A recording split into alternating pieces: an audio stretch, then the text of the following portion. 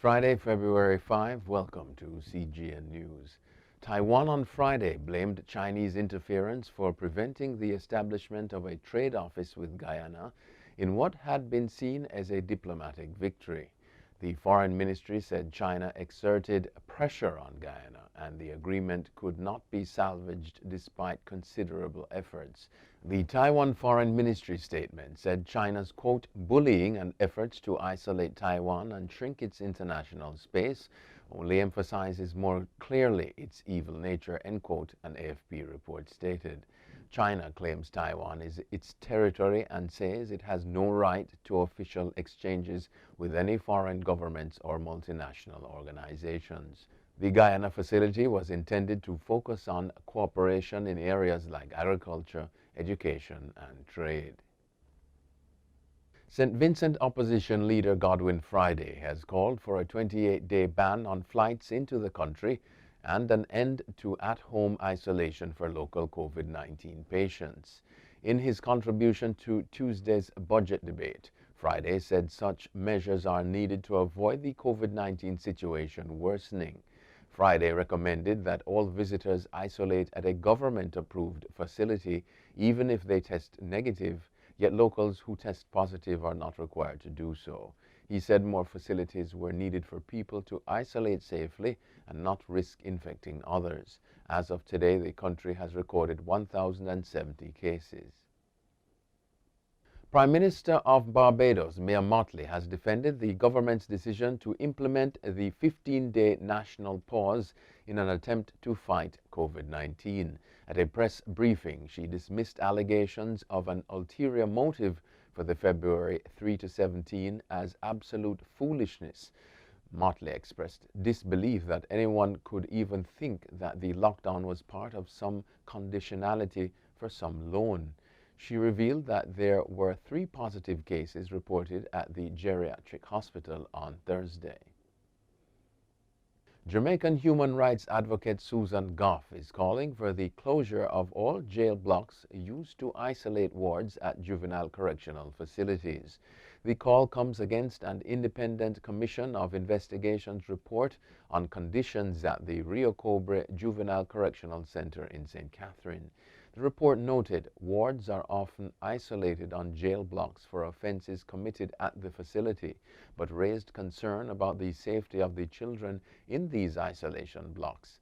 Goff said that years after the fire which killed 7 wards at a state center, the authorities continue to lock children up without having keys readily available in case of an emergency. The Caribbean Policy Research Institute, CAPRI, is recommending that adolescents have access to abortions without parental consent. This is one of 3 recommendations in its Coming to Terms, the Social Costs of Unequal Access to Safe Abortions report, co-funded by the European Union. The report also stated that parliamentarians be allowed to cast secret votes in the divisive abortion issue. It has also pitched the idea for public funding for pregnancy termination services. In 2018, parliamentarian Juliet Cuthbert Flynn tabled a motion on the issue calling for the state to make safe abortions available to Jamaican women. A voting technology company filed a $2.7 billion lawsuit on Thursday against Fox News, some of the network's star hosts, and pro-Trump attorneys Rudy Giuliani and Sidney Powell. The suit alleges that the parties worked together to wage a disinformation campaign that has jeopardized the company's survival. The lawsuit accused Fox, Giuliani, Powell, Lou Dobbs, and others of intentionally lying about Smartmatic to mislead the public into the belief that the 2020 presidential election was stolen from former President Donald Trump. A missionary from Pennsylvania was sentenced to more than 15 years in federal prison Thursday for sexually abusing girls at a Kenyan orphanage. Gregory Dow, 61, started the Dow Family Children's Home in Kenya in 2008 and operated it for about a decade. Prosecutors say he returned home in 2017 when Kenyan authorities began probing sexual abuse allegations. The FBI said he abused 4 girls, including 2 who were 11 when the abuse began. Prosecutors said his wife took the girls to a clinic for birth control implants, which allowed Dow to perpetrate his crimes without fear of impregnating his victims. Donald Trump has quit America's Screen Actors Guild after it launched a disciplinary hearing, citing the U.S. Capitol attack. Quote, "Who cares?" the former U.S. president wrote in a letter, adding that the union had done nothing for him. "Thank you," was the Guild's brief response. Trump has appeared in a number of films, including Home Alone 2 and Zoolander. He also hosted the U.S. version of The Apprentice TV show.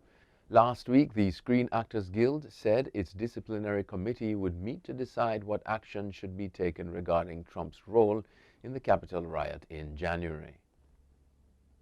And finally, Japan's gaffe-prone Tokyo Olympics chief apologized Thursday for making sexist remarks that prompted outrage, but refused to resign and dug a deeper hole when he admitted he didn't, quote, "speak to women much."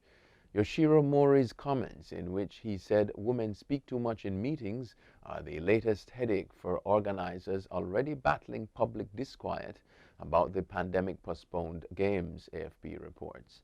While Mori said his initial remarks were inappropriate, he became defensive when questioned, insisting he had heard complaints that women speak at length. That's it for CGN News. I'm Scott Wilson. Thanks for watching.